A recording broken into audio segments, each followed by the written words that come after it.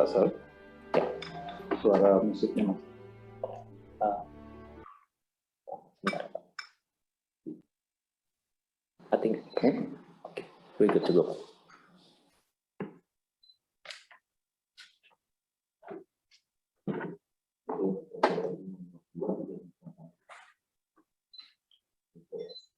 Excellencies, distinguished participants, ladies and gentlemen, good afternoon from New York. Good morning for those who are joining us from Jakarta, Indonesia. Welcome to this webinar, recognized as a side event of the UNFF 17, the 17th session of the United Nations Forum on Forests, which is taking place physically in the office of Permanent Representative of the Republic of Indonesia to the United Nations in New York. This particular event is hosted by the Indonesian Mission in collaboration with the Indonesian Ministry of Environment and Forestry. We hereby recognize the presence of Deputy Chief of Mission, Deputy Representative, Ambassador Koba, and the Director General, Dr. Agus Justianto. In conjunction with the UNFF 17, we shall be delighted to focus on FOLU contribution to the greenhouse gases emission reduction. We will walk through the topic with competent speakers joining us later on. But to begin with, it is an honor to invite Ambassador Muhammad Koba, Deputy Permanent Representative of the Republic of Indonesia to the UN in New York. Mr. Ambassador, please. Thank you, Mr. Moderator. Honorable panelists, Excellencies, distinguished colleagues. Good afternoon from New York and welcome everyone from various time zones to today's virtual side events. Forest is life. The sentence is perhaps the simplest yet most powerful sentence that can describe the vital role of forests for all of us. From the air that we breathe, the water that we drink, the support it provides to livelihoods of around 1/5 of world's population, to its critical role in addressing climate change. We owe all of those to forests. And with so many facets of humanity interlinked to forests, it is therefore only right to see forests in a comprehensive and balanced manner. This is particularly true for Indonesia, as forests making up more than 60% of our land areas, and it is the sole provider for livelihood for various parts of our country. Excellencies, distinguished colleagues, when we talk about forest conservation, it is also crucial to address the well-being of the people and vice versa. Against this backdrop, my delegation requests to turn your attention to today's discussion on one specific role of forests that, in our opinion, requires a closer look. That is on the role of forests as a major contributor to reach emission reduction target. Through our discussion today, we will touch upon several important issues, ranging from the role of forests in carbon storing and its carbon trading potential, the required multi-stakeholder partnership, and collaboration to support sustainable forest management. I sincerely hope that today's discussion would enrich and expand our understanding on the topic, that it will, in turn, will open avenues for future concrete cooperation. I wish you a fruitful discussion. Thank you, Mr. Moderator. Thank you, Ambassador Koba. As we are all aware, FOLU, FOLU, refers to forestry and other land uses, which is under the Paris Agreement known as a sector, prime areas for major reduction of CO2 emission, along with other sectors, including agriculture, energy, transportation, waste, and industry. So the bigger context of our discussion today is obviously Paris Agreement, in particular, the attainment of respective targets under the NDC. Let's get the first update from Indonesia. But before calling upon the Director General, Agus Yustianto, please, ladies and gentlemen, be advised that this webinar will be relayed through YouTube on Tuesday, 10th of May, 2022, from 9 a.m. to 11:45 a.m. Indonesia's Western Time. 9 a.m. to 11:45 a.m. Tuesday. As for those who are following us virtually now, you may wish to interact later through chat box available in this webinar feature system. But first, kindly identify yourself and your institution. As such, you may be allowed access to the system. Now, it is my pleasure to invite Dr. Agus Yustianto, who is the Director General for Sustainable Forest Management under the Ministry of Environment and Forestry. Dr. Yustianto. Thank you, Moderator. Very good afternoon and good morning to all of you.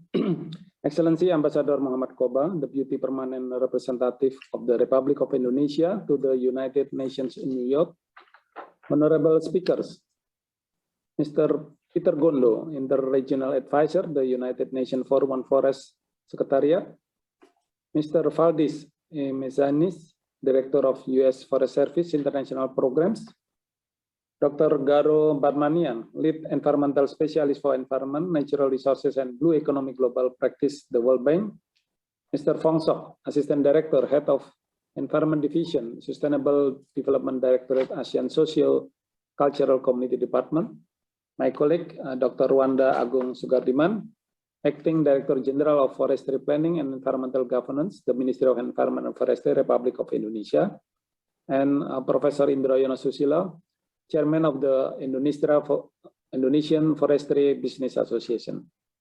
Excellency, distinguished guests, ladies and gentlemen. First of all, please allow me to extend to all of you very welcome to this UNFF 17 set event on forestry and other land use contribution to greenhouse gases emission reduction.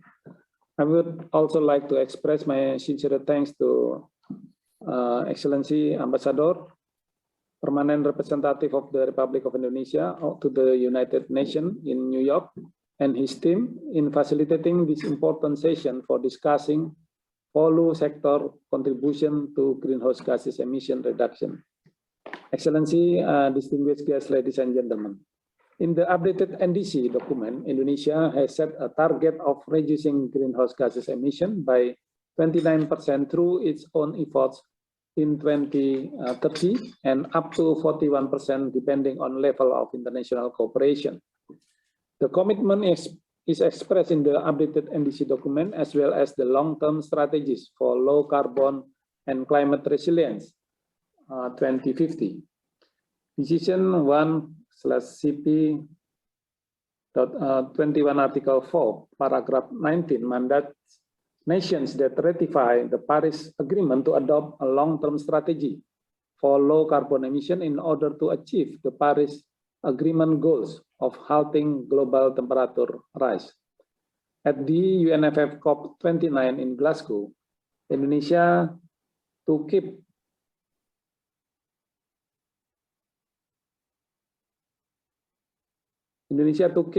pushing for greater greenhouse gases emission reduction targets with the support of international technical collaboration, particularly in the areas of technology and financial investment. This requires the cooperation of the parties in a systemic, exploratory, and synergetic way to maintain a cleaner Earth's atmosphere from greenhouse gas effects. In the LTS-CCR vision, Indonesia expresses its commitment to achieving ambitious targets through the Indonesia's FOLU Net Sink 2030 initiative and attempts to promote a renewable energy or decarbonization transition, as well as targets in 3 other sectors, namely agriculture, waste, and industry. Indonesia has declared the achievement of lowering greenhouse gas emission in the forestry sector and other land uses, where the carbon absorption rate is higher than the emission level in 2030 under the Indonesia FOLU Net Sink 2030. In addition, Indonesia aims to attain a carbon net sink by 2060 or sooner in collaboration with other sectors. In the development of the FOLU sector and the energy sector, Indonesia possesses a great natural resources capital. The expansion of energy plantation and the prospective development of forest regions as environmental services, such as geothermal energy, water flow, wind and sunlight, and even the utilization of waste for energy purposes can help the 2 sectors synergize. Excellency, distinguished guests, ladies and gentlemen, Indonesia FOLU Net Sink 2030 aims to reduce carbon emissions, increase carbon absorption, and sustain carbon sequestration through a variety of planned activities, including reducing emission from deforestation and degradation, as well as forest and land fires control, development of plantation forests, sustainable forest management, forest rehabilitation, including mangrove, peatland management, conservation forest management. These varieties of planned activities will need a large number of financial investment with a total investment of $14.57 billion.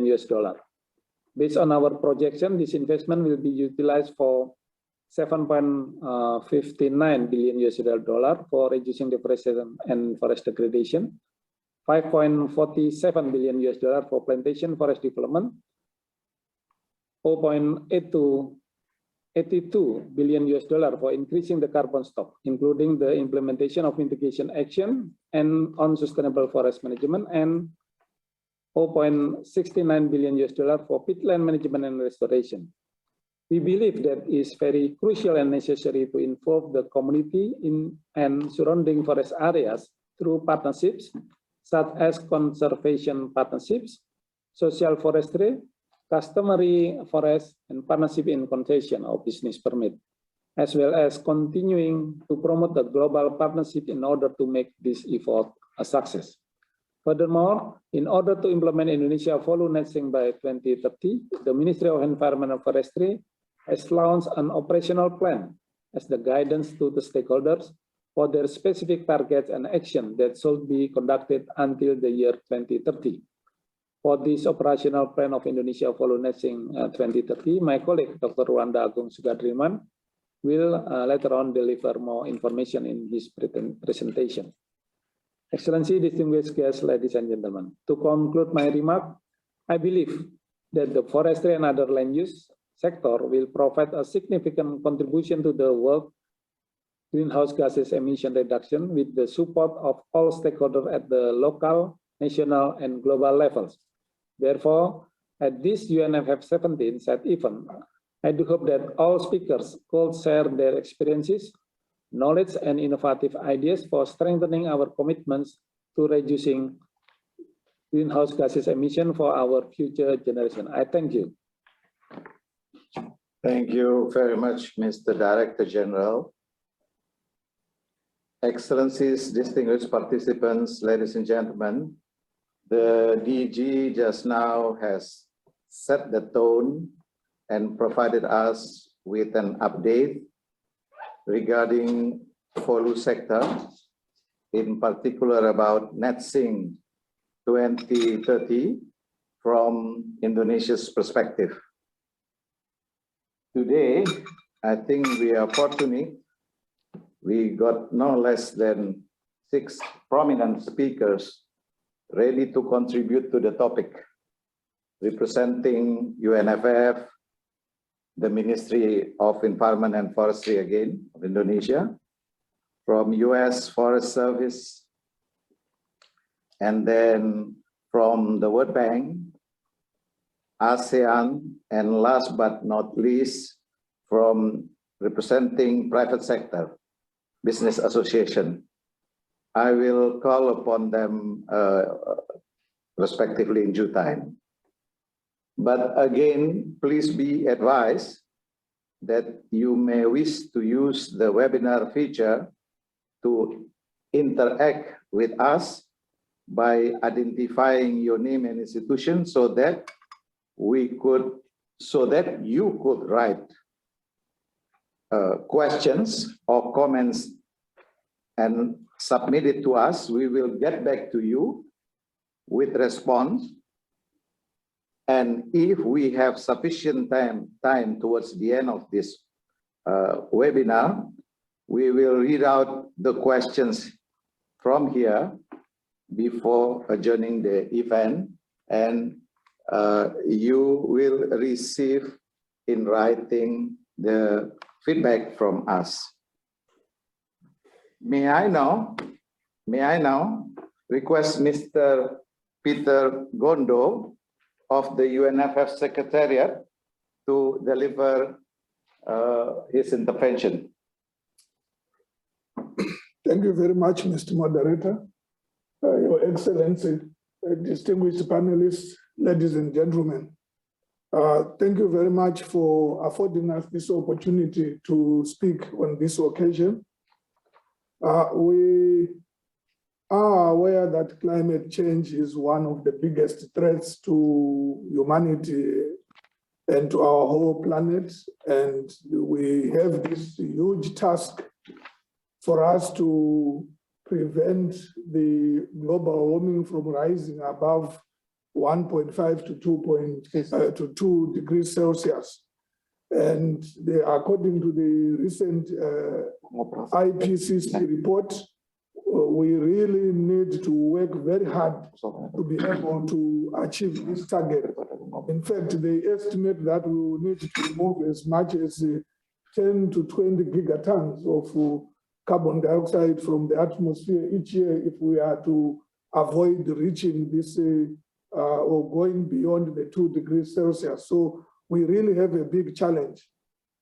Fortunately, forests have a big role to play. In fact, estimates say that we up to between 25 and 30% of the greenhouse gas emissions can be removed by forests. So it is really important that we focus on how sustainable forest management can help us achieve this greenhouse gas reduction.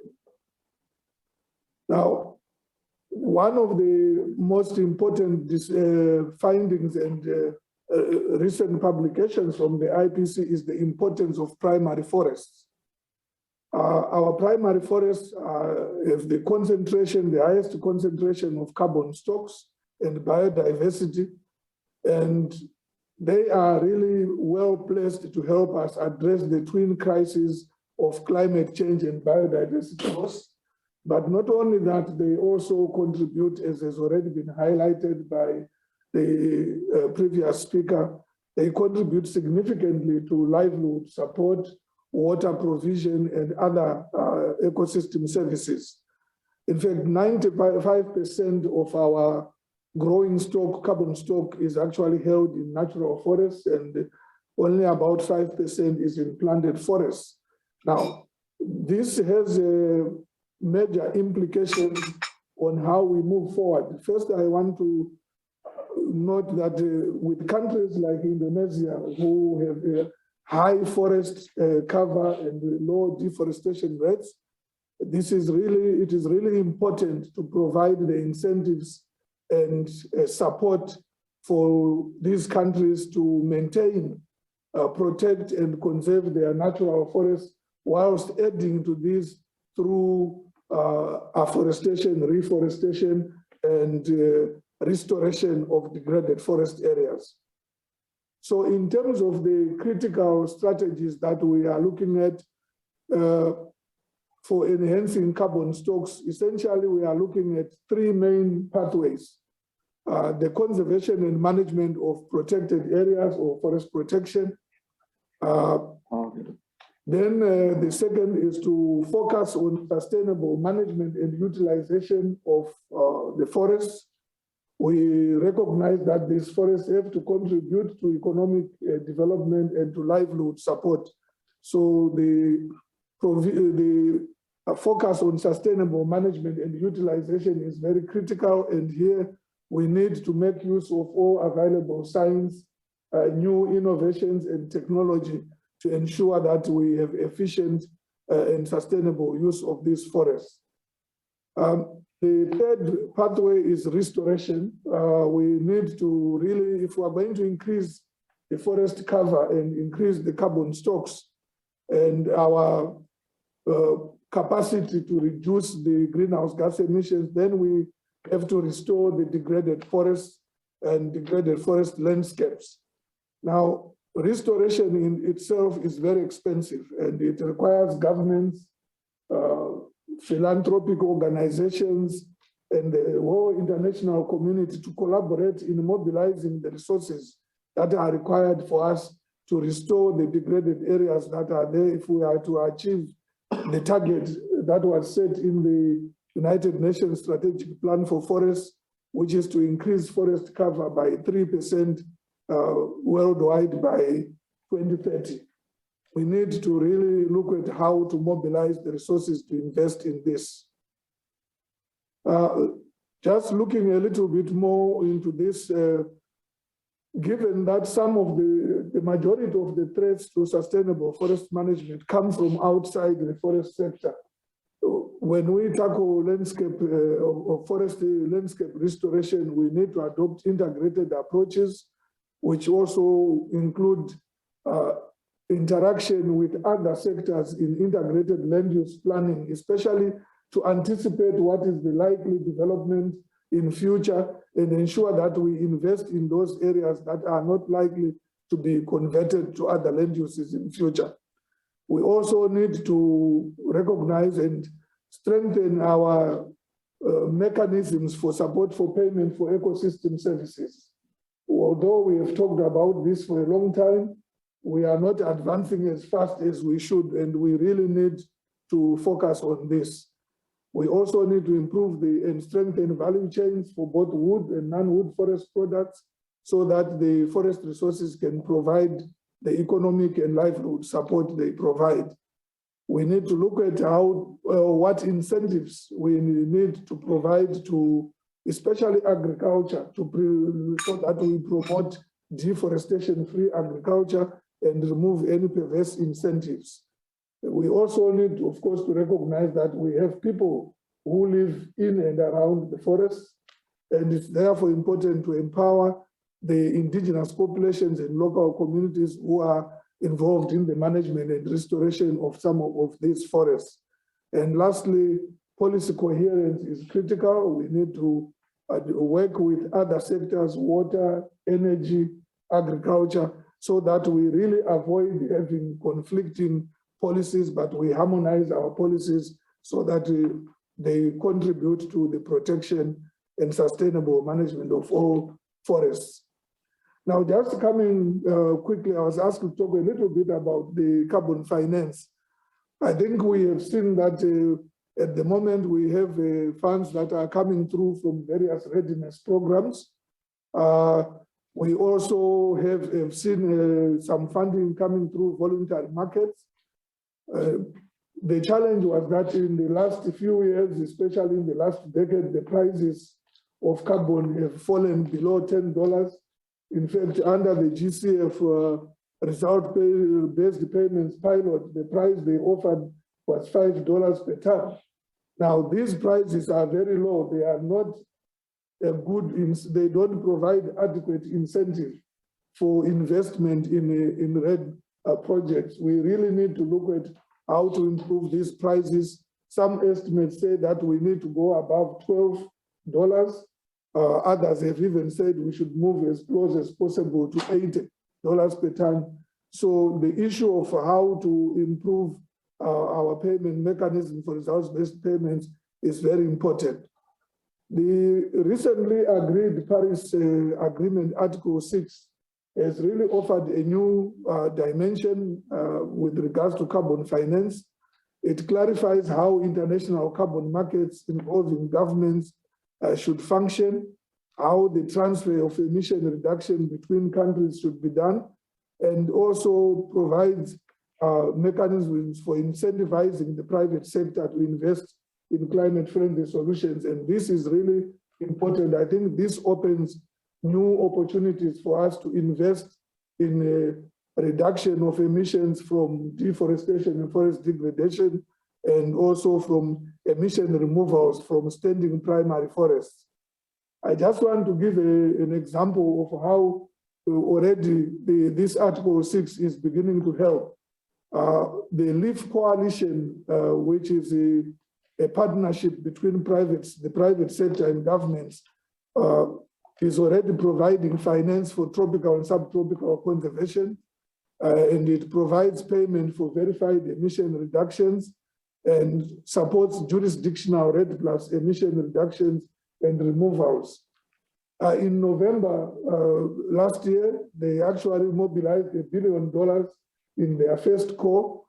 They have already signed up with some countries who have submitted proposals for this jurisdictional emission reductions and removals. And there are now 23 others that are under consideration. We have submitted eligible proposals. They've also opened up a second call just recently, which goes up to September. Okay. So this really provides an opportunity for increased mobilization of carbon finance from the private sector. And we are already seeing even aviation companies, the airlines, increasing their efforts to offset their carbon footprint. So this is really a good development. So just to conclude then, I think we really need to focus on primary forests and natural forests, as they are the biggest reservoir of our carbon, and we should manage them and invest in their protection. Of course, forest landscape restoration offers us the opportunity to increase our carbon stocks, but as we do this, we need integrated approaches and land use planning to ensure we are working together with all other sectors and to avoid conflict in future. And I think it's still, just to conclude on this, it's important to go beyond carbon, as the Director General said. Whilst we are focusing on carbon in this discussion on REDD, we should look at the other ecosystem services that the forests provide, and that will help increase the value of the forest. Thank you very much. Thank you very much, Mr. Gondo. I think you have heated up our discussion with so many elements. We clearly notice the importance of continuing struggle with incentive, and you give emphasis on the key elements of sustainable forest management on science base, which will help the restoration as well as afforestation and reforestation, in particular involving degraded area. Even an increase of 3% is quite a big challenge for us. Another important message from you, as I noted here is to go beyond forest land, to see the landscape and check all the other function of the forest, which include payment of ecosystem services, anything else beyond RED. And you underline the importance to sustain primary forest, which is valuable, very valuable for the carbon stock. Towards the end, you touch upon the situation regarding carbon finance, for which we need to improve a lot of the carbon pricing nowadays. And there is light at the end of the tunnel when they manage to discuss finally Article 6 with some prescription. It's hopeful.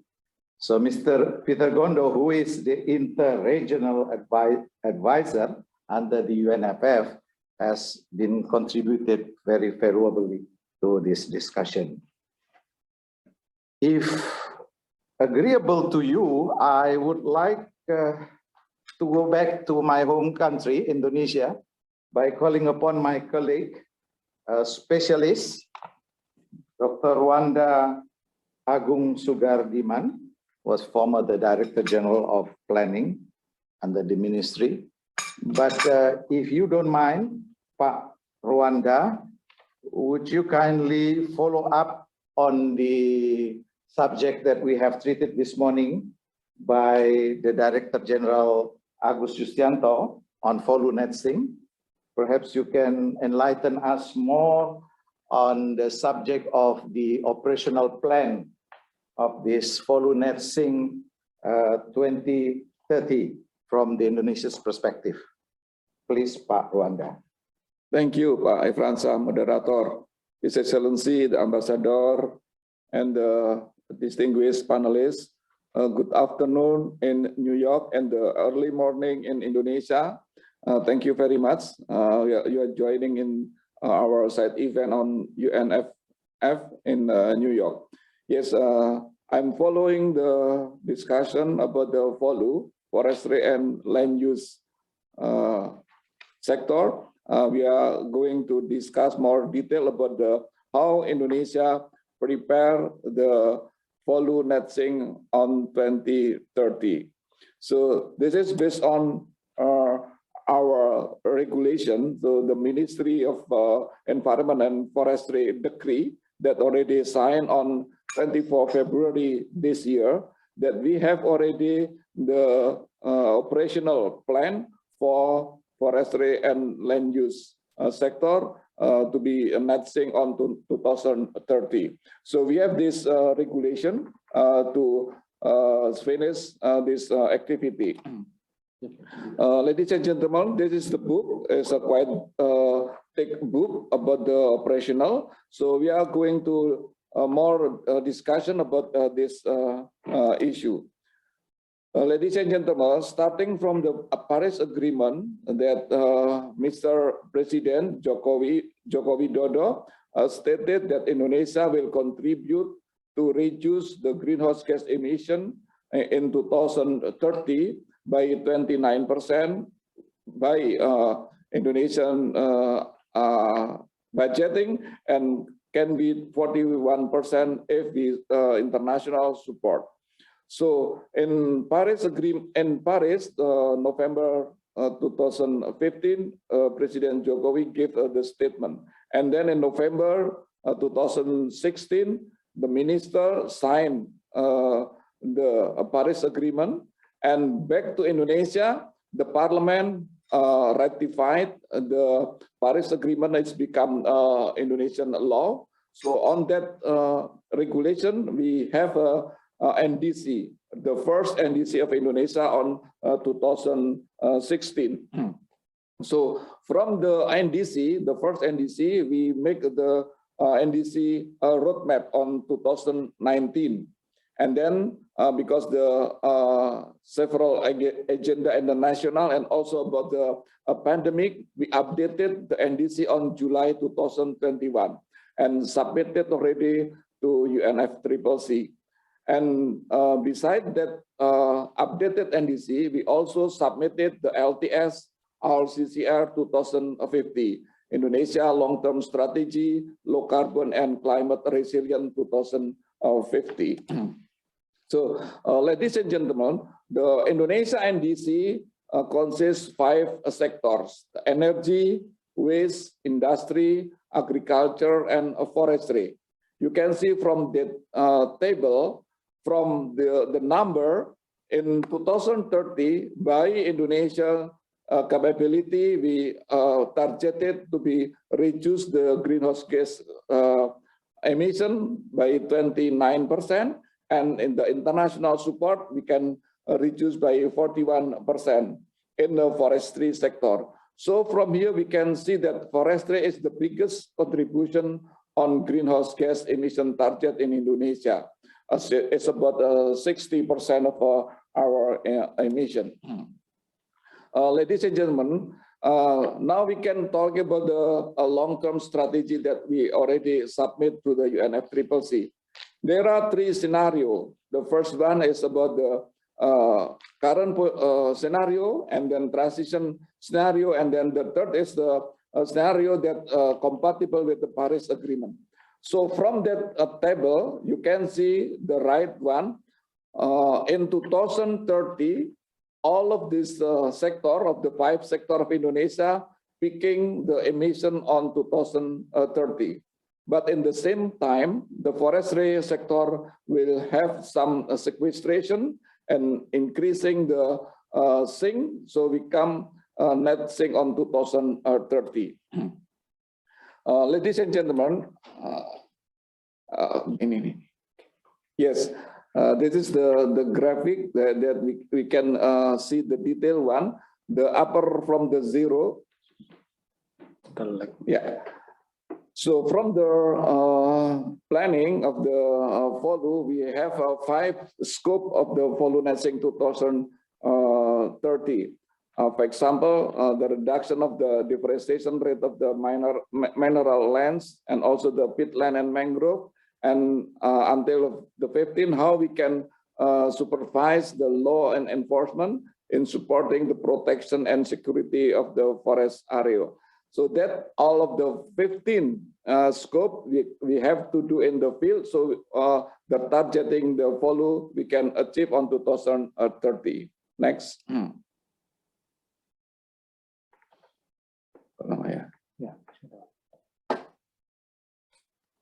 Yeah.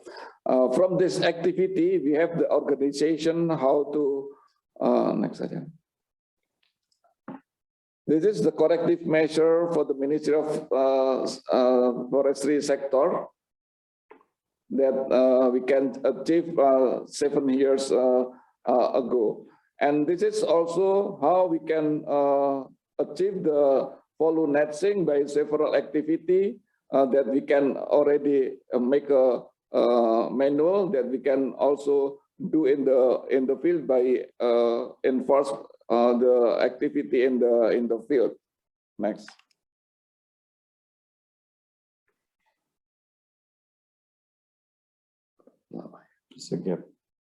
Yes, this is the organization, how the FOLU netting can be done. We have the team in the Ministry of Environment and Forestry to deal with this activity of the FOLU netting 2030. So institutionally, the FOLU netting is already embedded within the Ministry of Environment and Forestry. Next.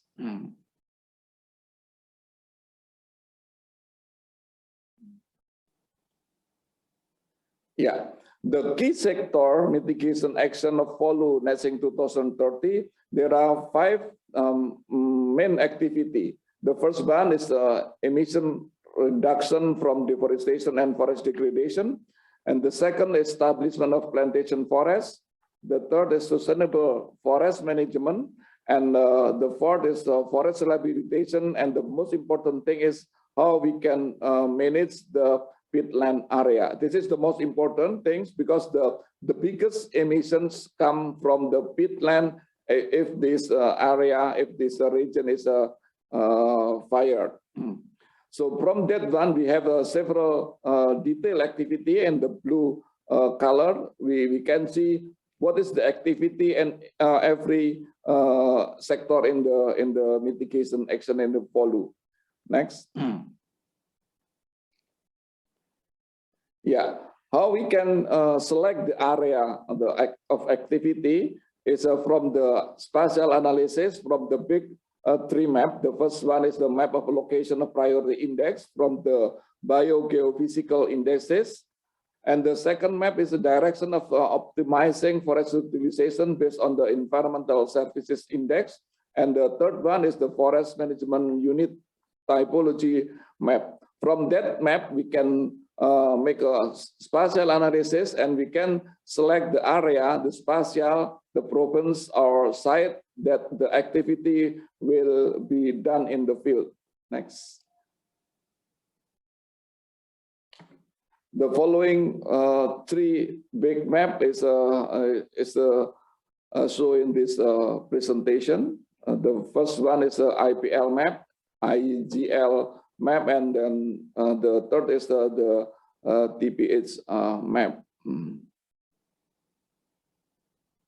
This is the IPL map. It's come from the emission, sink, and forest fire. Next. And the second is about the prioritizing the area, the optimizing the area.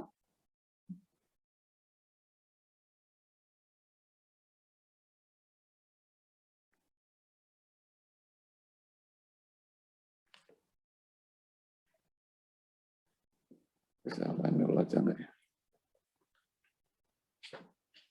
Manual aja mas di paparannya. Oke. Ya. Ya, Pak.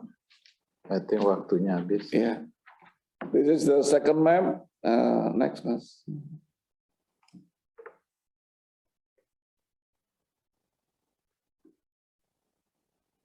Sampai ke finance aja, dibuka aja paparannya ke finance aja, langsung ke finance, exit ke finance,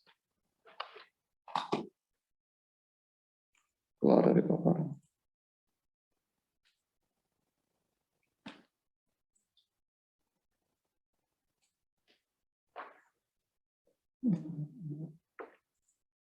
Yeah. So how we can financing the activity of FOLU netting is based on the funding coming from the carbon market and non-carbon market and the RBP, result-based payment of REDD. This strategy is already done in the President regulation. We have already the President regulation how we can collect the financing for the FOLU netting. And then the next one is about the action plan. So we have already action plan how we can achieve the FOLU netting. Each year there is an activity that we can do in the field. So that's all of the presentation. Thank you very much. I wonder if you have relevant documentation. Yes, we will share. I think for those who are interested, yeah, to kindly contact us so that we can provide, because sure, yeah, as you see in the presentation, this is in the short time, yeah, and it's quite an extensive quantitative figures to be presented. So we would like to provide you later with the publication related to this. Thank you very much, Dr. Ruan Agung. And I think we have to move on to other speakers. And the next, before my list, is Dr. Faldis Mezzanis of the U.S. Forest Service International Program. Are you there, Dr. Val? Yes. Can you hear me? Yes, I can hear you. Can you hear me? Yes, yes, please go ahead. Okay, thank you very much. First of all, let me thank our colleagues at the Indonesia Ministry of Environment and Forestry for the invitation today to participate in the side event here at UNFF 17. And specific thanks to Pak Rwanda, who is my co-chair on Task Force 2 of the U.S. government and government of Indonesia bilateral cooperation on climate change. Pak Rwanda and I have co-chaired 2 sessions of this task force. Hopefully we'll do a third one coming up. We look forward to that. I would also like to give specific thanks to Pak Agus Justianto for continued coordination on U.S. Forest Service with us on Task Force 2. We look forward to that collaboration. I would also like to pass along our great thanks to the Minister of Environment and Forestry of Indonesia, Minister Nurbaya, for graciously hosting the U.S. Forest Service in Jakarta in March. I met the minister 4 years ago at the Committee on Forestry at FAO in Rome with our chief. We had over an hour meeting with the Indonesian delegation. Our chief at that time was Vicky Christensen, so 2 women. You know, they were exchanging all kinds of information about how their careers have ascended through largely male organizations and how they came to be heads of natural resource agencies in our 2 countries. The minister invited our chief to come to Indonesia. We hope to shortly be able to do that with our current chief, Randy Moore. So we look forward to that. The U.S. Forest Service is very excited to be at this event today on the land use sector on how to reduce greenhouse gas emissions. And we have in the United States, the Forest Service over 100 years of experience managing forests. And we're currently a contributor, a proud contributor to President Biden's climate change strategy in the United States. As you probably all know, we are a multiple use agency. We believe forests should be used for the betterment of people around them and people living in them. That's not to say that we don't have protected land. The U.S. Forest Service manages wilderness areas that are protected on the highest level category in terms of IUCN category. But this is an area where multiple use, where the philosophies of the Ministry of Environment and Forestry of Indonesia and the Forest Service of the United States sync up. We both believe in that. And so we have a good platform for which to cooperate in the future. The fight on climate change is a very broad one, and it's critical that technical agencies, sister technical agencies cooperate, such as the Forest Service and the Ministry of Environment and Forestry of Indonesia. We need to cooperate for what we can learn from each other, how we can support each other, and how we can help each other. Given the role of Indonesia's tropical forests, the role that they play in carbon storage and climate change mitigation, and the biodiversity that's contained within your forest, Indonesia will always be a priority country for the United States of America. We've worked with you for nearly 40 years. We hope to be working for hundreds of years because it's in both our countries' strategic interest, given our forest estates, to basically work together and to share knowledge as equal partners. The Forest Service currently works in about 90 countries around the world, over 90 countries around the world. And we're working for what we can contribute to countries around the world, but also what we can gain from technical cooperation. We're working on items such as forest deforestation, watershed management, protected area management, illegal logging, and fire. We're working on fire issues in over 20 countries in cooperation. All of these topics contribute to the resiliency of the forest. If you have healthy watersheds, healthy protected areas, keep fire out of the ecosystem, and reduce illegal logging, that will be a positive in combating climate change. Also, we value the cooperation we currently have with Indonesia on community forestry. We look at the cooperation that we have around the world, obviously through the lens of the US government. We're a US government agency. But we also work at the community level with communities, stakeholders, NGOs, working with governments on science and policy, and working with NGOs and community groups on capacity building, training, and implementing at the grassroots level. So that is another area, along with multiple use, that we have synergies on social forestry in Indonesia and community forestry that we work on around the world. As a matter of fact, one of the things that the Forest Service has learned from Indonesia over the years is the approach to community forestry. In the United States, up to 40 years ago, it was all federal, not working so much with communities. We learned a lot from you on how to address that with NGOs and community groups.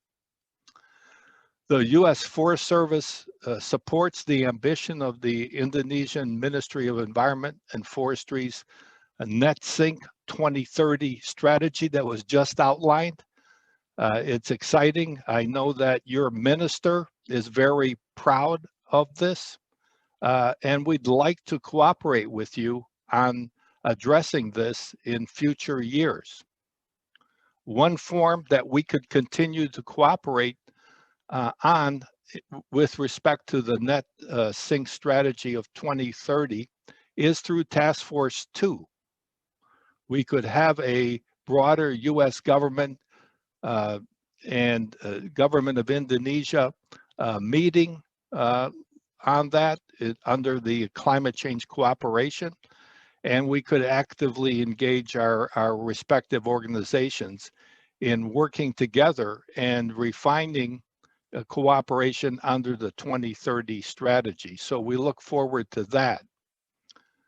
We also would like to renew a letter of intent between the U.S. Forest Service and the Ministry of Environment and Forestry to reestablish a formal long-term cooperation between the two agencies.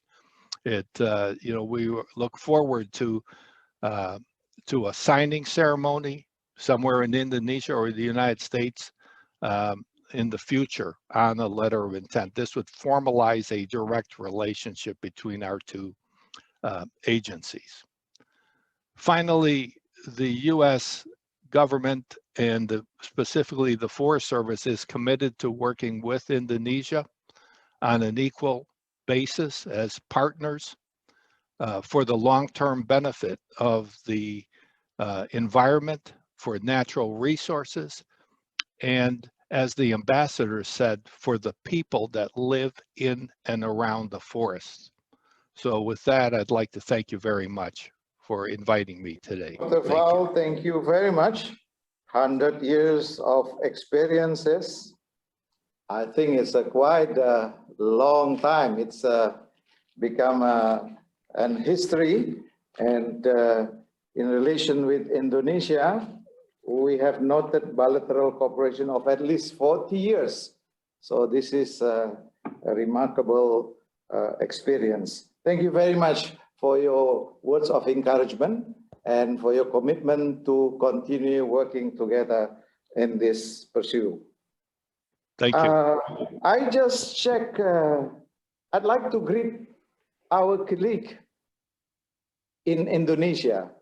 And I noticed there are so many things be put in the chat box, reflecting the curiosity and also the willingness to participate. In appreciation to your participation, I'm afraid I can only pick one at this moment because we still have 3 other speakers. And for this one, I would like to reserve Mr. Peter Gondo to respond. This is from our colleague Deden Nur Rahman, that the question will be read out later. But in the meantime, can I ask contribution from the Office of World Bank in Jakarta?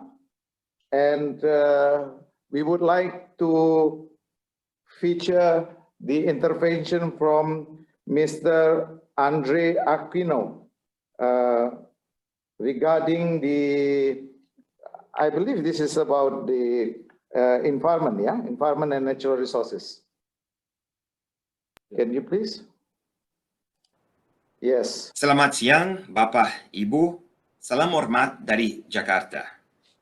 His Excellency Armanata Kristiawan Nasir, Ambassador Extraordinary and Plenipotentiary for Permanent Mission of the Republic of Indonesia to the United Nations. Bapak Dr. Agus Justianto, Director General for Sustainable Forest Management, Ministry of Environment and Forestry, Republic of Indonesia. Distinguished speakers and participants. Meskipun secara virtual, saya senang sekali dapat menyampaikan sedikit presentasi di acara yang sangat penting ini untuk mendiskusikan kontribusi sektor hutan dan tata guna lahan dalam target penurunan emisi gas rumah kaca Indonesia. Izinkan saya menyampaikan presentasi saya dalam bahasa Inggris. Please, let me start by saying that the World Bank applauds the government of Indonesia's actions to mitigate and adapt to climate change. We are particularly encouraged by the government's ambitious target to achieve carbon neutrality in the forest and land use sector by 2030. Healthy forests provide critical ecosystem services that support people and their economies. These include habitat for biodiversity, provision for drinking water and timber resources, erosion prevention, and flood control. Around 90 million people in Indonesia live in rural areas within 5 kilometers of a forest, so forests are critical for their livelihoods. Indonesia's forests and land use sector play a key role in climate mitigation and adaptation. Indonesia's forests, peatlands, and mangroves are some of the world's most important carbon sinks. Meanwhile, management of forests influences Indonesia's resilience to climate change impacts, for instance, by reducing forest fires and land subsidence on the coasts. As recognized by the government, achieving net sink in the FOLU sector will require several complementary actions implemented in an integrated manner. From the World Bank's perspective, a winning strategy will include advance in 4 areas. First, conservation, restoration, and fire management. Meeting the FOLU Net Sink 2030 goal will require keeping high-value forests standing while protecting peat and mangroves. This needs to be complemented by fire reduction and restoration of critical areas. These measures have a direct effect on greenhouse gas emissions, while improving the livelihoods of local communities. Policies under implementation by the government of Indonesia, such as the peatland and forest conversion moratoria, have already contributed to reduce deforestation. Indonesia could expand this moratorium to include all types of mangroves, while tightening regulations on concessions within areas covered by the moratorium. In addition, Indonesia's large-scale efforts to restore degraded peatlands and more recently mangroves are world examples of ambitious initiatives. Increased financing for this type of large-scale restoration will be needed, a point I'll return to shortly. Second, increasing agriculture productivity. Improving in agriculture productivity plays a key role in achieving FOLU net sink. Intensified agriculture, growing more on existing cleared land, will help reduce pressure to expand agriculture into remaining forests. This is particularly important for smallholders, whose yields can be increased significantly. Indonesia can maintain and improve food security by investing in the yields of farmers, including through access to financial assistance, finance, to high-quality planting material, and to higher value markets, which is something I'm going to get to later when I talk about the role of the private sector. Third, spatial planning and land tenure resolution. Climate-informed spatial planning will help Indonesia achieve its FOLU net sink commitment by guiding infrastructure in agriculture development away from high-value forests. The governments could build on recent legal reforms introduced through the job creation law to speed up inclusive, climate-informed spatial planning. Transparency and security in land allocation and tenure decision is also important for building trust and decreasing conflict among stakeholders in the landscape. And fourth, fiscal instruments for sustainable land management can be used to complement regulatory approaches, as we have witnessed in several countries that have adopted such fiscal instruments. One example, intergovernmental fiscal transfers could be used to incentivize provinces and districts to improve their spatial plans and disclose concessions decisions, for instance. Taxes and subsidies could also be explored to encourage development away from high-value forests within and outside the forest state. Analysis underway by our team suggests that these could lead to emission reductions while raising revenues in rural areas. Now, how should these actions and the others already outlined by the government in their very well-detailed FOLU net sink plans be financed? Multilateral financing is a key source, and the World Bank is proud to support Indonesia in their efforts. Globally, the World Bank is the largest multilateral funder of climate investments, having delivered over 26 billion in climate finance in the last fiscal year. There are several financing tools and approaches that could help tropical countries like Indonesia finance its efforts to reduce emission in the land use and forest sectors. Let me mention three of them. First, there is traditional concessional finance. This is long-term, below-rate loan financing that is provided by multilateral lenders to accelerate development objectives. It's increasingly being used for climate purposes. The World Bank now has a commitment of achieving a minimum of 35% of its concessional financing, achieving what we call climate co-benefits. So in other words, contributing to climate mitigation and adaptation. In Indonesia, we have advanced discussions to provide significant concessional financing, along with technical assistance and grant financing, to support the country's efforts to restore 600,000 hectares of degraded mangroves and to improve the livelihoods of coastal communities. In turn, these efforts are expected to lead to what we call blue carbon, so emission reductions in the coastal area. This could, in turn, generate additional financing to Indonesia through schemes that pay for emission reductions in the land use sector, which is my next point. So another source of financing is results-based payments for emission reductions in the land use sector. Over the last 2 decades, the World Bank has made over $2 billion in emissions reductions payments in several sectors, including energy, waste management, and some in forestry. The World Bank manages at present 2 large-scale programs in Indonesia financed by multi-donor trust funds. One of them is the Forest Carbon Partnership Facility, and the other is the Biocarbon Fund. In Indonesia, we are proud to support the East Kalimantan program, which aims to lower emission across 12 million hectares of land and deliver up to $100 million in payments. And we hope this can be delivered very soon. This program is now being replicated in the Jambi province, and we believe there is significant potential of replicating further in other subnational governments and in other countries. And third, and finally, in conclusion, private sector investments will be critical. Smallholder plantations, for instance, require finance to boost their yields, to replace equipment, put in traceability systems, among others.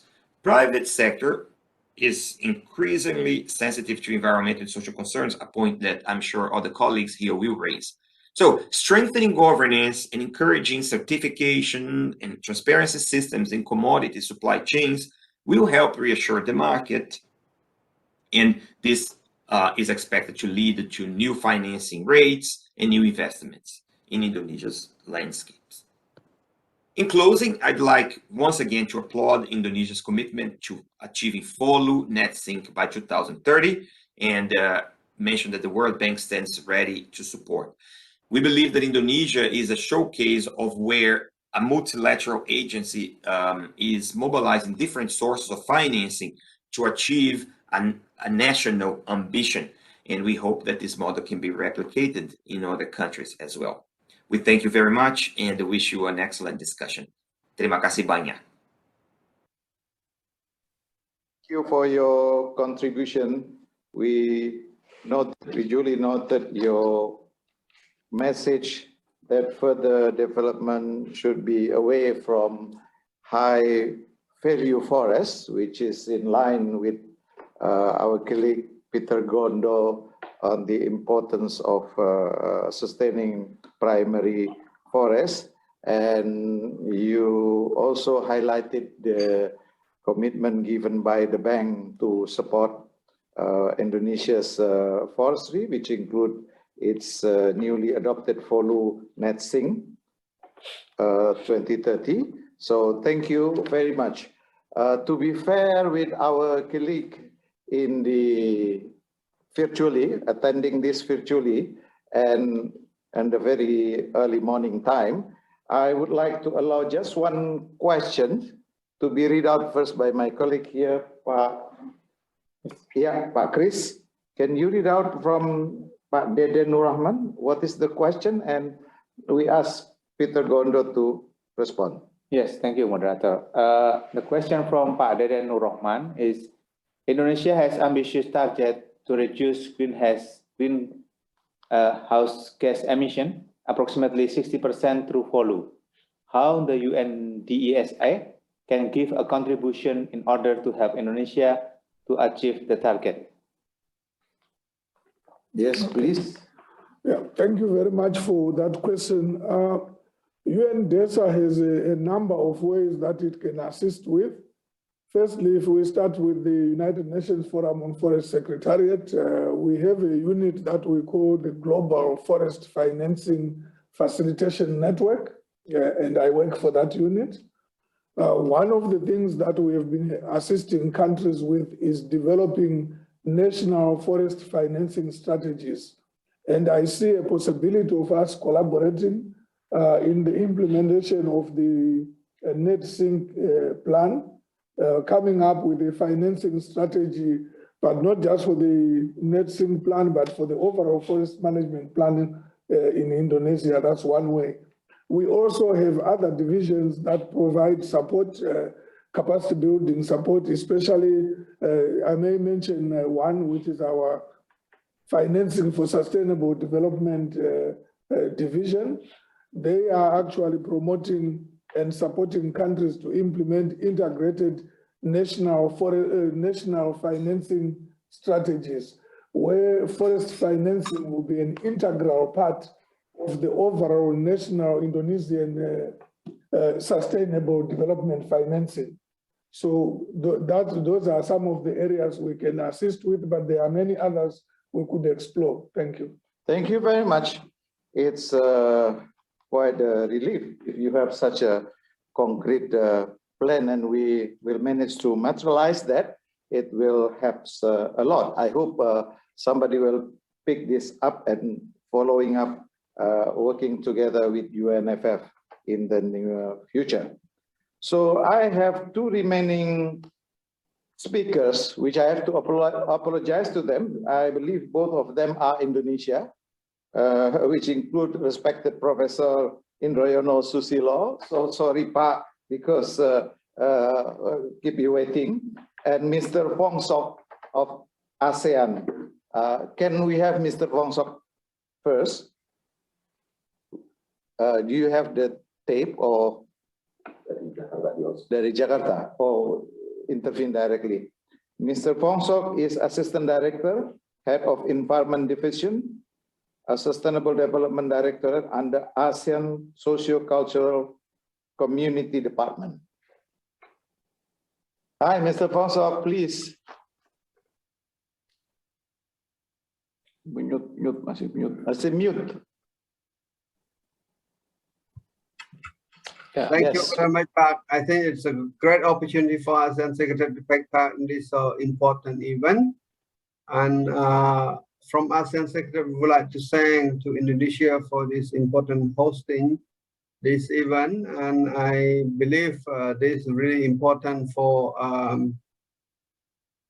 ASEAN Secretariat to take part in this sort of conversation about sustainable forest management, and this is really first time that that the way we join and also share from ASEAN Secretary perspective. And I think it's quite important that the way we can see this is important that we work together, no matter how, from forestry perspective and from other environmental perspective. And thank you very much. Taking this sort of opportunity, may I share the screen of the presentation of ASEAN Secretary. Thank you very much, Tri. I think it's about ASEAN cooperation on climate change, and among other, this is the way we highlight the key importance of the contribution of ASEAN toward the climate change sort of action. Next, please. With this presentation, I would like to highlight 4 points. One is about ASEAN's sort of overall sort of issue, another issue present key challenges, and then ASEAN cooperation on environment and climate change, and key messages. So with that, I think I would like to go to ASEAN sort of matter. So as you may have known, that ASEAN is one of the important organizations work together to towards sort of resolve all the key issues on environment, social, and economic matter. Among other, ASEAN sort of come together to agree on the key agenda for sustainable development that ASEAN established since 1967. As the way forward for sustainable, inclusive social development. Next, please. So I think it's straightforward. ASEAN have, from the Bangkok Declaration 1967, it's about to accelerate the economic growth, social and progress, cultural development in the region through joint endeavor. And second, to promote regional peace, stability through abiding respect for justice and rule of law.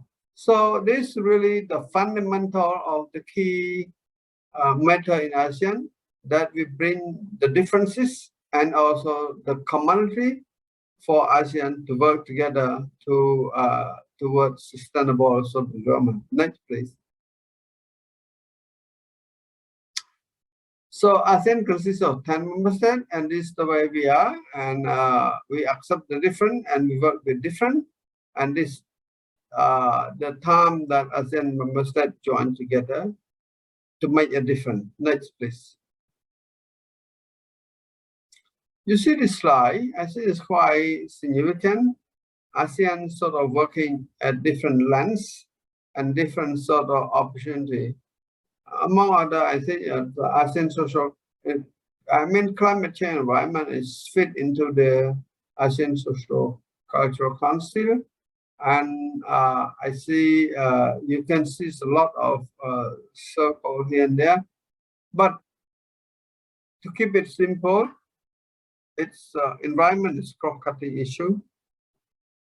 One of the obvious issues about the ASEAN Ministerial Meeting on Environment, AME, as you can see, with the technical advice from the ASEAN Senior Official on Environment. You look at the right-hand side, really right-hand side here, it's about AMA, which is quite significant that contribute to the AACC pillar for sustainable development. I mean, with that, I think ASEAN sort of through the ASEAN social cultural pillar midterm review, ASEAN Ministry of Environment, Senior Official of Environment, and the environmental sort of sector contributes significantly to the ASEAN social cultural sort of community. And ASEAN social cultural sort of community blueprint 2025. So this very obvious that we are working together, even sort of not really specific we are forestry, but it's overriding sort of strategy to contribute to forestry sort of matter from ASEAN perspective. Next, please. Nice. I think forestry and biodiversity is really challenging as resource base. I just talked along the way, like, you know, this is really a matter to contribute to sustainable development as a resource pool, as well as for sustainable sort of development, including the, you know, terrestrial, marine, and also sort of, you know, key species from the ecosystem, from the species level, and also up to the, you know, site level. As you can see, it's significant. If you look at the just biodiversity perspective, look from country level, even Indonesia is a mega city of the biodiversity. I mean, just clear example, it's about species diversity. You know, it's about 5,600 plus species known to be threatened species in ASEAN, and many other as in IUCN Red List. So this to signify about what is important for ASEAN region, you know, from the terrestrial marine sort of environment. So that's the real factor for ASEAN is about diversity, richness, social, cultural, for the well-being of the people. Next, please. Of course, this is really a challenge because we really supply for the growth of the people and community. So the first place is about the agriculture. I mean, the invasion of the agriculture on the natural intact sort of habitat that creates sort of a lot of pressure on the environment and biodiversity. Second thing, I mean, 6 million sort of people, 300 million people of ASEAN. So that really impact on urbanization. Among other, it's about agriculture and forestry at IFA land use kind of thing. That's really impact in terms of supply chain in ASEAN. Next, please.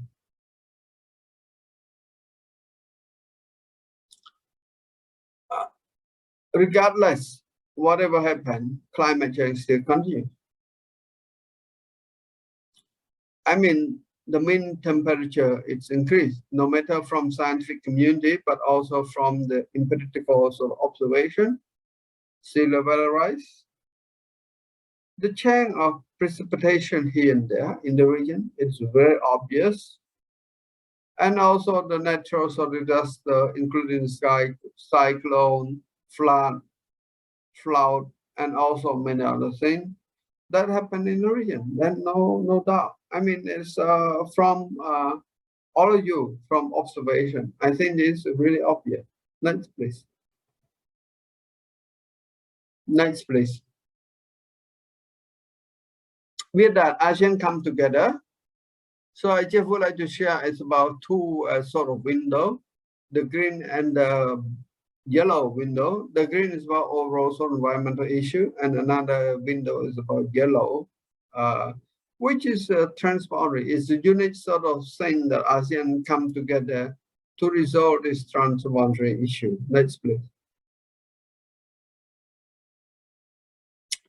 It was guided by the ASEAN sort of 2025 Forging Ahead Together, which is the master document to guide ASEAN Social-Cultural Community, ASEAN Economic Community, ASEAN Social, ASEAN sort of culture, political, and also ASEAN sort of integration and for the ASEAN member state from the Mekong country. Next, please. This is about the ASEAN strategic plan on environment, which consists of a number of key priorities, including the management of natural resources, sustainable city, sustainable climate change, sustainable consumption and production, which is the key fundamental matter that involve people behaviors, and also the state level consumption and production matter that we can make significant difference from the climate change perspective, from chemical waste, and also environmental education and behavior change. Next, please. I mean, we say overarching sort of strategy, which is not really specific on the forestry, but I mean, this is the way we consider forestry. It sits in within, I mean, a number of 7 priorities. One is about nature conservation. That's the main priority, the first one that we put on top here. Because from environmental perspective, biodiversity is one of the key fundamentals that to drive the sustainable forest management, even under the priority of coastal marine environment and so on and so forth. Next, please.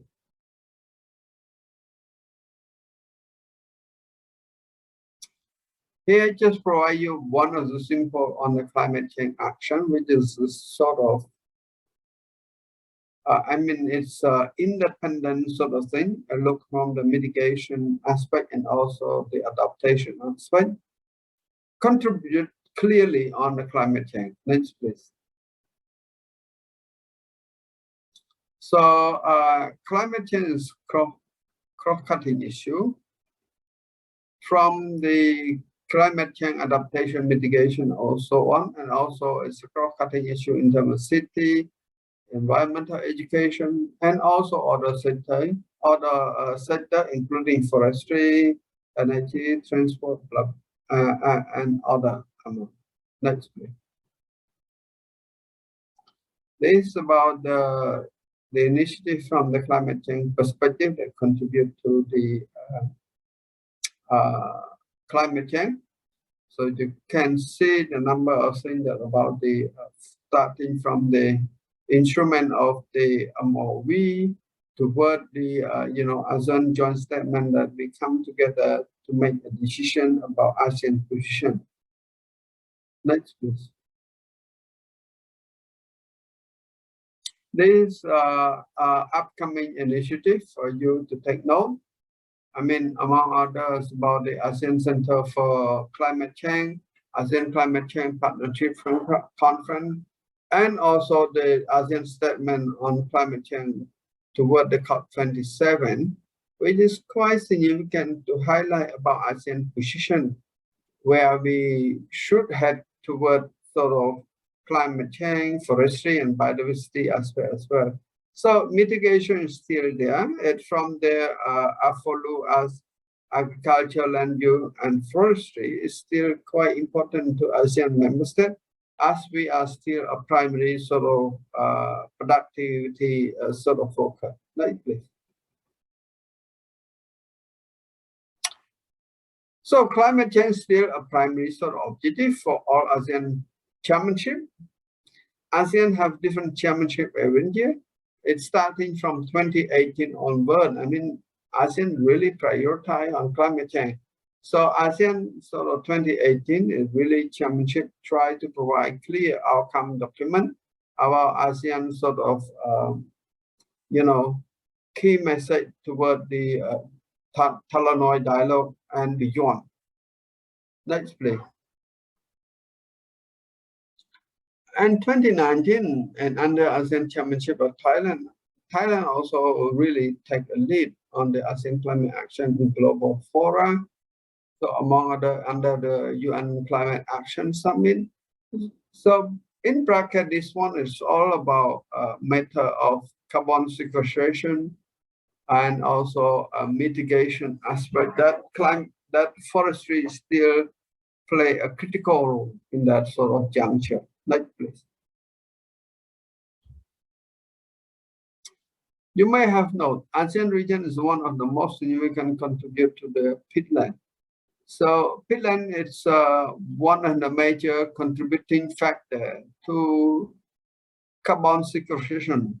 So that's why we are together try to manage peatland sustainably. In the meantime, try to reduce sort of greenhouse gas emission and the haze pollution in the region.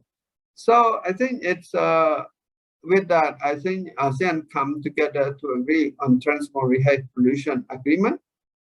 And AATHPC is one of amazing sort of instrument to guide ASEAN to work together and to think different how we can cooperate and address the air pollution and haze issue.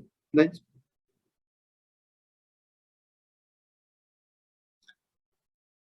Among other, ASEAN also come to ASEAN Center for Climate Change.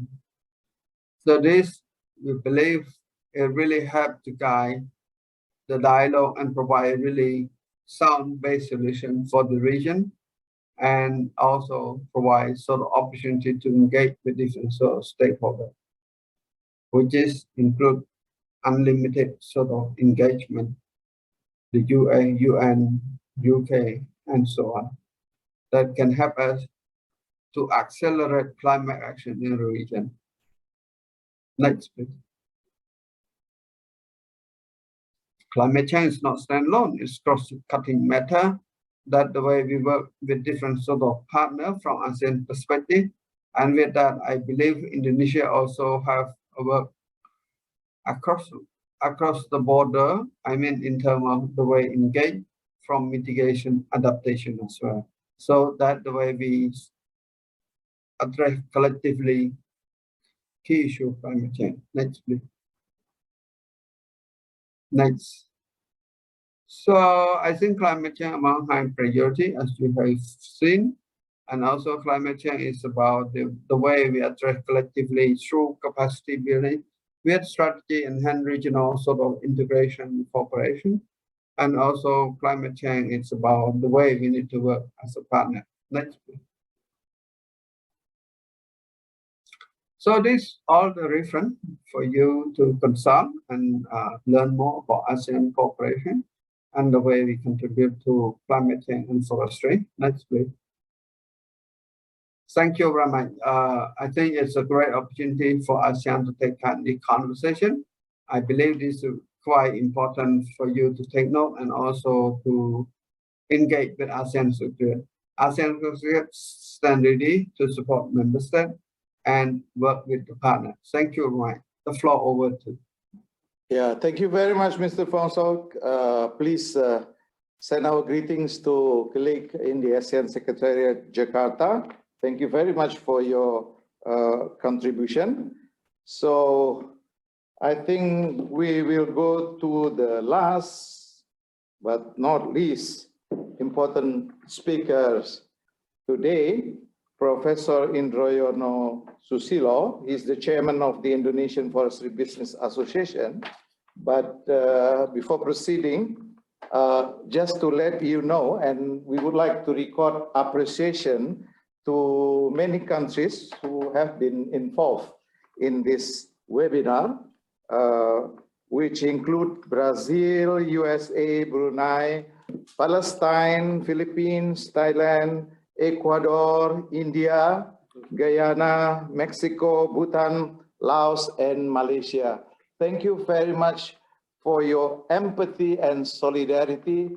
Thank you very much for joining us. Now, it's an honor to invite Professor Indrayono Susilo. You may have your time back now. Thank Sorry you. for Okay. keeping you too long. Thank you, Mr. Moderators. Good afternoon, my distinguished guests in New York, and also good early morning in Indonesia. First of all, thank you very much for inviting me, the private sector, to give some inputs regarding the Net Sink FOLU 2030. Can I have my presentation, please?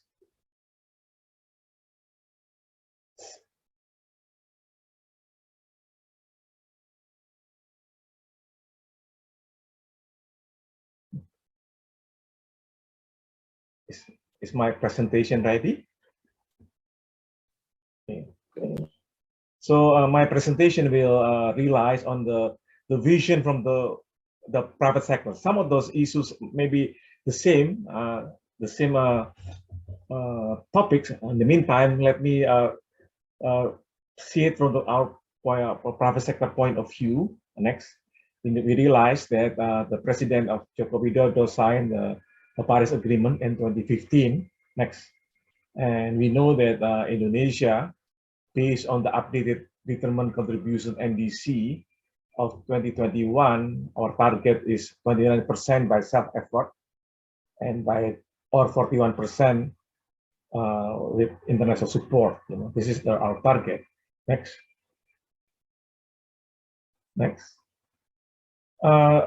Based on the greenhouse gas emission level at 2010, our total of our emission is around 1.3 billion ton of CO2 emissions, and out of those, 647 million ton of those coming from the forestry sector. Why? Mostly due to peatland and forest fire, wildfire. So for that reason, we have to prevent as much as possible of having a wildfire in our forest and also in our peatland.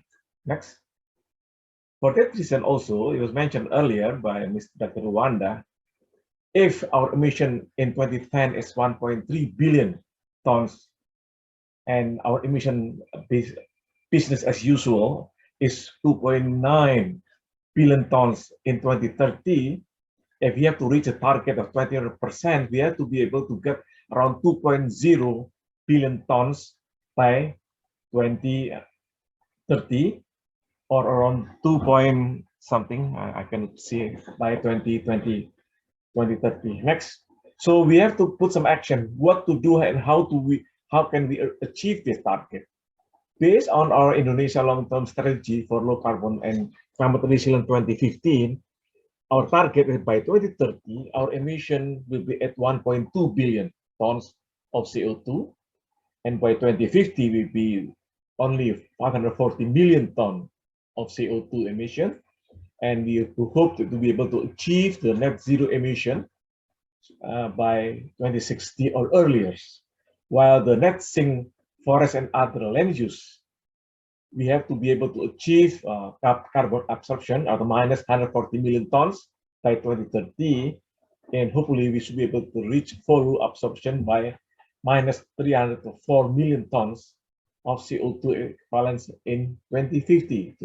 This is the target we plan to achieve, both the NDC target and also the net sink FOLU target by 2030. Next.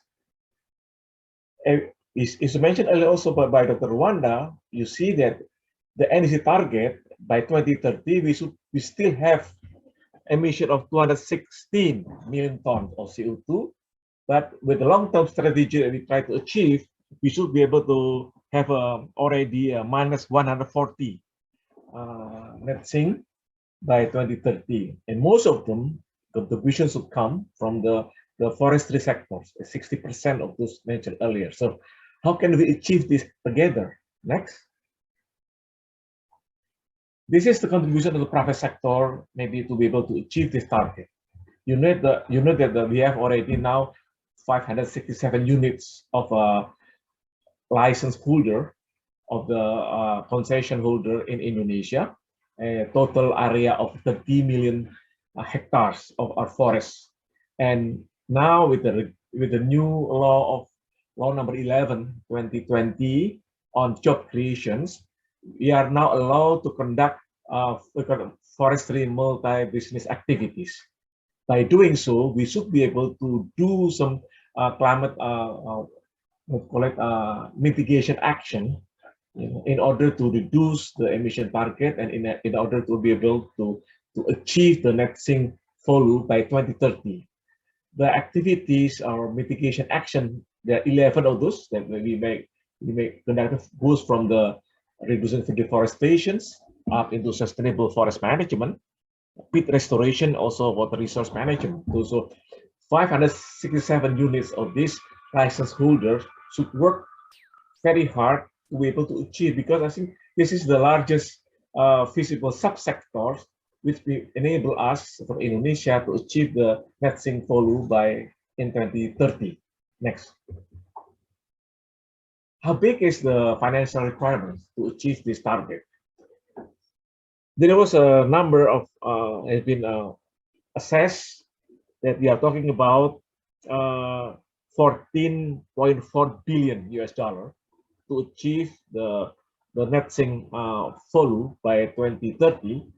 Out of those, is 45% will be more resource mobilized by the government, while the private sectors have the role to mobilize resources of 55%.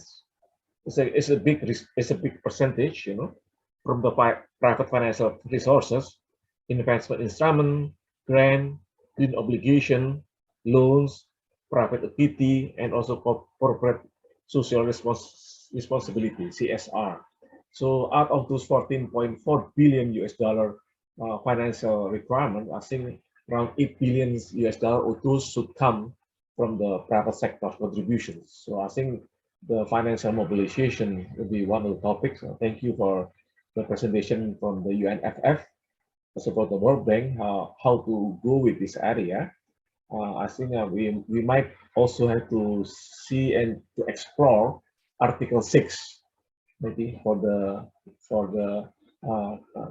Paris Agreement, and how the private sector can participate in the mobilization financial resources, particularly for Indonesia, is because the private sector should contribute 50% of the total financial requirements. Next.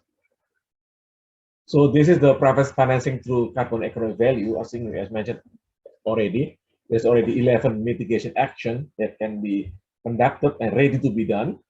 And for that reason, we need financial institutions to support this one.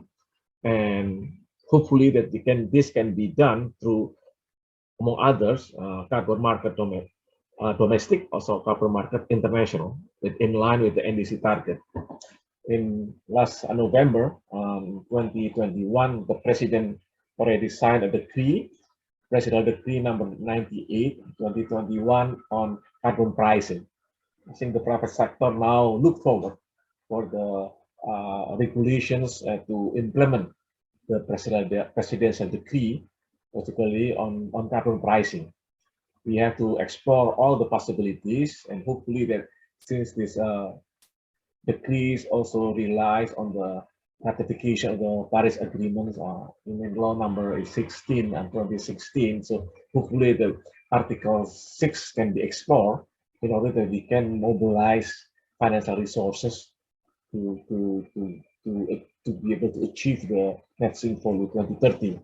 The carbon market or domestic market already now being prepared. At the same time, also international market is also being discussed, especially P2B, but always in line with the NDC target. So NDC target should be hopefully can be achieved by G2 government to government agreement, while the B2B international market can be conducted by the private sectors. Next. So some of those example I like to share with you that how the business practices in the forest concession areas for the greenhouse gas emission reduction, because this is what should be done in the field. Next, for example, on intensive silviculture, best management practices in concession area, strip planting, cluster planting, for example, on ceiling. Next, the other program is best management practices in forest concession areas on enrichment planting. This is also the way we should be able to achieve net sink FOLU 2030. But at the same time, all of these activities require financial support. So this is the thing that the private sector should work in order to achieve at least 55% of the total value of the net sink FOLU financial scenario. Next, also here we have on a reduced impact logging. We just found out that with the good real sea action, we should be able at least 26 to 50% reduction of the baseline emission. And I think this is quite good. By conducting reduced impact logging, we will reduce the waste of the wood log waste, and at the same time also will enable also to reduce the emissions from the forestry sector. Next, this is very important on the peatland management and restoration, which is mentioned earlier by Dr. Rwanda, that we have to preserve and we have to restore our peatland, 3 million hectares of our peatland, because this one, if we have fire, if we have a dry peatland and the ignite land fire, this will emit very, very big CO2 emissions, and this will be very danger hazard for Indonesia conservation area. And I think Indonesia in the last 5 years is able to reduce the forest fire and land fires more than 82%. So hopefully that by preserving our peatland and by managing our peatland and also restoring our peatland, we should be able to make the peat remain wet. The fire will not occur in this kind of area. Next. And last but not least, I think the best management practices in agroforestry, in the multi-business activities, this also will increase the economic value of our land. At the same time, also will reduce the emission and providing a multi-business on agroforestry for the concession holders in Indonesia. So this is my last presentation. Thank you very much, Mr. Moderator. Susilo, for identifying the role and participation of private sectors in relation to our commitment in the Paris Agreement, in particular in its relevancy to the FOLU net sink as a sector contribution for CO2 emission reduction. So thank you very much for your participation, your kind contribution. We are towards the end of our side event. Let us allow one more last question. And this question to be responded by Dr. Wanda Sugardiman. Can you read out the question, Pak Chris? Yes, thank you, Mr. Moderator. Domingos Cardoso. There is a question from Domingos Cardoso. The question is, the target of reducing greenhouse gas emission to the level of 140 million tons of carbon dioxide by 2030 can be achieved if the permits for the exploitation of forest areas are stopped or a moratorium is given. Thank you. Yeah, thank you very much, Mr. Domingos Cardoso. This is quite relevant what the regulation in Indonesia already taken place. So exactly what you mentioned there, the target can be achieved only the license on the natural forest and the peatland is can be moratorium. And even more about that, by the presidential instruction, we are not moratorium anymore, but we are stopping the new license on the natural forest and in the peatland. So with this activity in the place, it's already mentioned by Pak Indroyono, if we can maintain our peatland with no fire, we make sure that our target of FOLU net sink 2030 can be achieved more easily. That's comment from this question. Thank you, Domingos. Thank you, Mr. Cardoso. Thank you very much. As I mentioned, we are towards the end, and I apologize that we cannot entertain all questions, but since it is available in writing, we are trying to many extent later to respond to it in writing as well. I hope we know your address, email address, so that we can give you the feedback. Excellencies, distinguished delegates, ladies and gentlemen, I think it's quite extensive that we discuss about FOLU net sink 2030, and it's about implementation and all identified areas relevant to reduce and attain minus 140 million ton CO2 equivalent. Is that correct, Pak? That's correct. Yeah, so if we manage that by 2030, that is a very significant contribution to the reduction and make us much nearer to our target of commitment under the Paris Agreement, which is submitted in the NDC document to the UNFCCC. We discussed a lot about that, and then you heard clearly and loudly the perspective from our collaborators, which include bilateral, US, as well as multilateral, such as World Bank, Asean, UNFF, even private sectors. So seeing what is in the paper, we have no reason to fail. We should proceed and materialize this commitment. Thank you very much for your participation. I understand the time difference. And thank you very much for the Indonesia's mission to the United Nations in New York for facilitating and hosting this meeting. Thank you very much for the lovely speakers.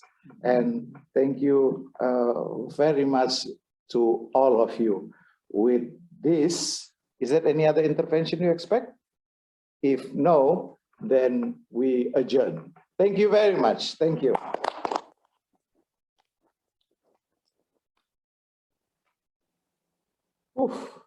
Capek juga ya.